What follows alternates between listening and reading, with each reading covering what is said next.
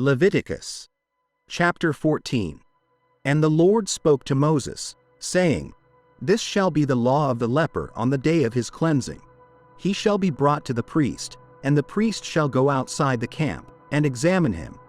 And if the infection of leprosy has healed in the leper, the priest shall command that 2 live, clean birds be taken for him who is to be cleansed, along with cedar wood, scarlet, and hyssop. The priest shall command that one of the birds be killed in an earthenware vessel over running water.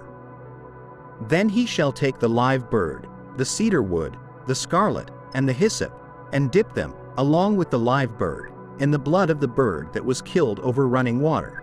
And he shall sprinkle it 7 times on him who is to be cleansed from the leprosy, and shall pronounce him clean. He shall then release the live bird in the open field. The one to be cleansed shall wash his clothes, shave off all his hair, and bathe in water, then he will be clean. After that, he may come into the camp, but he must stay outside his tent for 7 days.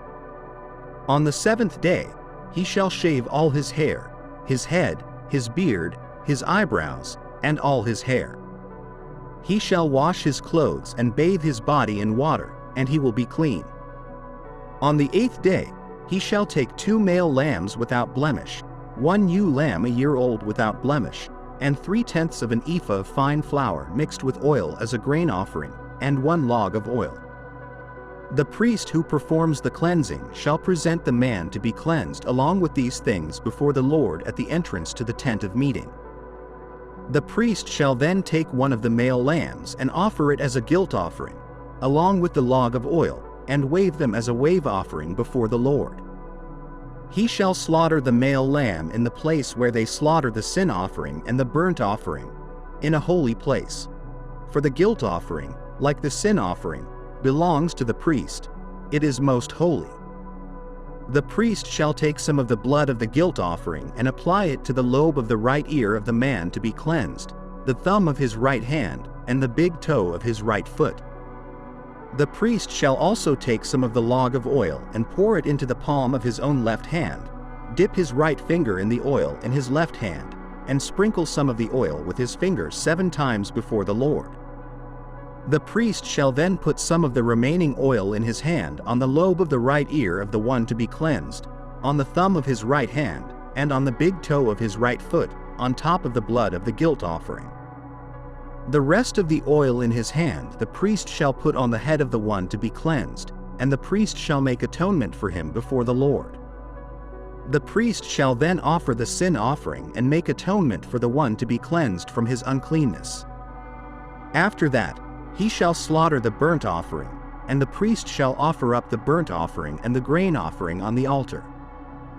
Thus, the priest shall make atonement for him, and he will be clean.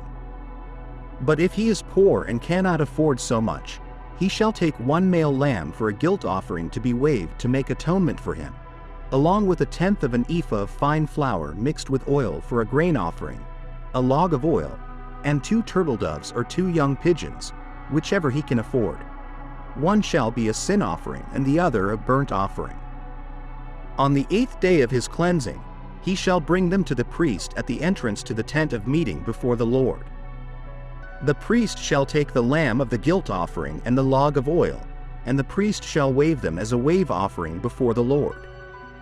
He shall slaughter the lamb of the guilt offering, and the priest shall take some of the blood of the guilt offering and apply it to the lobe of the right ear of the one to be cleansed, the thumb of his right hand, and the big toe of his right foot. The priest shall pour some of the oil into the palm of his own left hand. With his right finger, the priest shall sprinkle some of the oil in his left hand 7 times before the Lord. The priest shall then put some of the oil in his hand on the lobe of the right ear of the one to be cleansed, on the thumb of his right hand, and on the big toe of his right foot, in the place of the blood of the guilt offering. The rest of the oil in the priest's hand he shall put on the head of the one to be cleansed to make atonement for him before the Lord. Then he shall offer one of the turtle doves or young pigeons, whichever he can afford. One shall be a sin offering and the other a burnt offering, along with the grain offering, and the priest shall make atonement before the Lord for the one to be cleansed. This is the law for anyone who has a skin disease and cannot afford the usual offerings for his cleansing.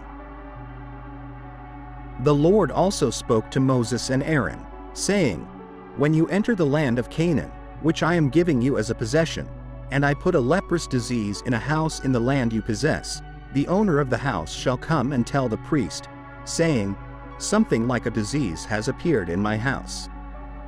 The priest shall then command that they empty the house before the priest goes in to examine the disease, so that everything in the house will not become unclean, and afterward, the priest shall go in to examine the house.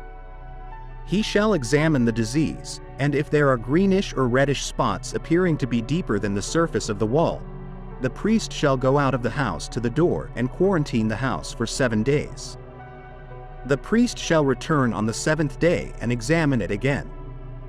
If the disease has spread on the walls of the house, then the priest shall order them to remove the stones with the disease and throw them outside the city to an unclean place. He shall have the house scraped all around, and they shall pour out the scraped material outside the city into an unclean place. Then they shall take other stones and replace those stones, and take other plaster and replaster the house.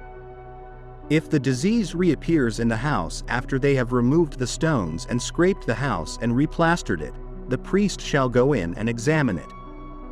If the disease has spread in the house, it is a malignant leprosy in the house, it is unclean. They shall tear down the house, its stones, timbers, and all the plaster of the house, and take it outside the city to an unclean place. Anyone who goes into the house while it is quarantined shall be unclean until evening.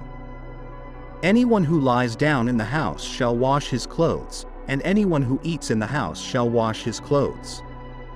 But if the priest goes in and examines it and the disease has not spread in the house after the plastering, the priest shall pronounce the house clean because the disease has been healed. He shall take 2 birds for cleansing the house, along with cedar wood, scarlet, and hyssop. He shall slaughter one of the birds over an earthen vessel filled with running water. He shall take the cedar wood, the hyssop, the scarlet, and the live bird, and dip them in the blood of the bird that was slaughtered and in the running water, and sprinkle the house 7 times.